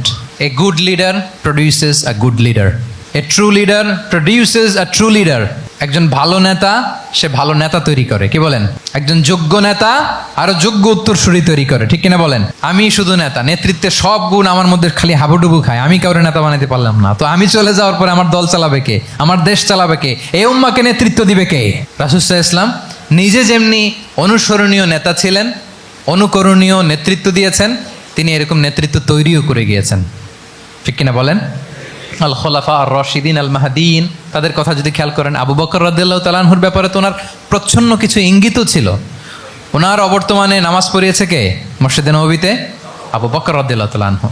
ওনার হজ পালনের আগে হজের জন্য পাঠিয়েছিলেন কাকে? নবম হিজরিতে আবু বকর রাদিয়াল্লাহু তাআলা। এগুলো ছিল প্রচ্ছন্ন ইঙ্গিত। এবং সাকিফায়ে বনু সাঈদাতে ওমরে ফারুক বললেন যে আপনাকেই আমরা নেতা মানি, সবাই এক বাক্যে মেনে নিল। আজও ওই জায়গাটা মসজিদে নববীর এক পাশে সাকিফায়ে বনু সাঈদার বড় সাইনবোর্ড আছে, ওখানে বিকেলবেলা আনসারি সাহাবারা বসে গল্প করতেন। ওই জায়গাতে আবু বকর রাদিয়াল্লাহু তাআলা আনহুর খলিফা নির্বাচনের ব্যাপারটা ঘটেছিল। উনি ওসিয়ত করে গিয়েছিলেন ওমরে ফারুক রাদিয়াল্লাহু তাআলা আনহু খলিফা হবেন। ওমরে ফারুককে যখন অ্যাসাসিনেশন করা হলো, উনি একটা প্যানেল করে দিয়ে গেলেন। সেখান থেকে ওসমান রাদিয়াল্লাহু তাআলা আনহু হলেন। ওসমান রাদিয়াল্লাহু তাআলা আনহুর হত্যা পরবর্তী উদ্ভূত পরিস্থিতিতে আলী রাদিয়াল্লাহু তাআলা আনহু হলেন। একজনের চেয়ে আরেকজন শ্রেষ্ঠ, একজনের চাইতে আরেকজনের মানাকে অসাধারণ, অসাধারণ। এই যে নেতৃত্ব রাসূল সাল্লাল্লাহু আলাইহি ওয়াসাল্লাম এটা জীবদ্দশায় তৈরি করেছেন। যার যেখানে ক্যাপাসিটি দেখেছেন তাকে ওই দিকে উদ্বুদ্ধ করেছেন। যার মধ্যে যুদ্ধের ব্যাপারে জ্ঞান দেখেছেন তাকে যুদ্ধের সেনাপতি বানিয়েছেন। Khalid bin Walid, chief of the Muslim military, মুসলিম বাহিনীর সেনাপ্রধান ছিলেন কে? খালিদ বিন ওয়ালিদ। ওনার দিয়ে কখনো কবিতা লিখতে পাঠাইছেন রাসূল সাল্লাল্লাহু আলাইহি ওয়াসাল্লাম, কিন্তু হাসান বিন সাবিতকে দিয়ে কি করছেন? শুধু কি কবিতা লেখানো, ওনার মিম্বরের পাশে মসজিদে নববীতে আরেকটা মিম্বর বানাই দিয়েছেন, স্টেজ, যে তুমি এখানে দাঁড়িয়ে এমন জ্বালাময়ী কবিতা লিখবে যেন গুজবাম হয় মুসলমানদের, জেহাদের ময়দানের জন্য ঝাঁপিয়ে পড়ে। তাহলে খালিদ বিন ওয়ালিদকে দিয়ে এক কাজ করিয়েছেন, হাসান বিন সাবিতকে দিয়ে আরেক কাজ করিয়েছেন। মুআয ইবনে জাবাল রাদিয়াল্লাহু তাআলা আনহু প্রশাসনিক কার্যক্রম ভালো বুঝতেন। মদিনা রাষ্ট্রের সবচাইতে বড় সিনিয়র আমলা ছিলেন মুআয ইবনে জাবাল, ইয়ামানের গভর্নর করে পাঠিয়েছেন। ওনার এইটাতে যোগ্যতা ছিল। যার যেখানে তিনি প্রতিভা দেখেছেন ইসলামের কল্যাণে, রাসূল সাল্লাল্লাহু আলাইহি ওয়াসাল্লাম ওই প্রতিভাগুলোকে কাজে লাগিয়েছেন। এইভাবে ওনার সাকসেশন ম্যানেজমেন্টকে উনি গড়ে তুলেছেন। ফলে ওনার পরবর্তীতে বছরের পর বছর ইসলামী নেতৃত্বের হাল ধরতে মুসলিম উম্মার বেগ পেতে হয় নাই, ঠিক কিনা বলেন? তাহলে good leader, true leader produces a good leader. একজন সফল নেতা সে এরকম আরো অনেক সফল নেতৃত্ব তৈরি করে যায়, তাহলেই তার নেতৃত্ব সামনের দিকে আগাতে থাকে। 12টা জিজ্ঞেস করলে বলা যাবে? হ্যাঁ, নোট করে রাখছেন বোধহয় না? খুব খুশি হয়েছে আমি, মাশাআল্লাহ। শ্রোতা যদি ভালো হয়, শ্রোতা যদি দেখি যে না আমার সাথে সাথে মাথা নাড়ায়, রেসপন্স করে, উত্তর দেয়, তখন কথা বলতেও ভালো লাগে। মানে এত গরমের মধ্যে, এত কষ্টে, অল আর সোয়েটিং, বাট এত মনোযোগের সাথে আপনারা শুনেছেন। আল্লাহ তাআলা আপনাদেরকে কবুল করুক। যুগোপযোগী নেতৃত্ব তৈরি করবার জন্য রাসূল সাল্লাল্লাহু আলাইহি ওয়াসাল্লামের এই যে leadership trait, leadership features, leadership quality, ওনার যে নেতৃত্বের ধরন আমরা জানলাম, এগুলো থেকে আমাদের অনেক শেখার আছে, অনেক নেয়ার আছে। আমরা চাইবো আমাদের আগামী নেতৃত্ব আল্লাহ রাসূল সাল্লাল্লাহু আলাইহি ওয়াসাল্লামের এই লিডারশিপ ট্রেড থেকে উপকৃত হবে। তারা এগুলো স্টাডি করবে, এখান থেকে তারা তাদের নিজেদের নেতৃত্বকে সাজাবে। আল্লাহ তাআলা আমাদের সবাইকে কথাগুলো বোঝার ও আমল করার তৌফিক দান করুক। আমি আবারও মিনার চট্টগ্রাম বিশ্ববিদ্যালয়কে অন্তরের অন্তঃস্থল থেকে শুভেচ্ছা জানাই এরকম চমৎকার প্রোগ্রামের আয়োজন করবার জন্য। ইউনিভার্সিটি অথরিটিকে আমি শুভেচ্ছা জানাই এবং আমার মাথার তাজ সম্মানিত শিক্ষক মণ্ডলীকে শুভেচ্ছা জানাই এবং প্রিয় শিক্ষার্থী বন্ধুদেরকে আবারও প্রাণঢাল অভিনন্দন জানিয়ে রাসূল সাল্লাল্লাহু আলাইহি ওয়াসাল্লামের নেতৃত্বের উপর প্রফিটিক লিডারশিপ টপিকে আলোচনা আমি এখানেই শেষ করছি। হাদা মা ইনদি ওয়াল ইলমু ইনদাল্লাহি আলাইহি তাওয়াক্কালতু ওয়া ইলাইহি উনীব। ওয়াসসালামু আলাইকুম ওয়া রাহমাতুল্লাহি ওয়া বারাকাতুহু।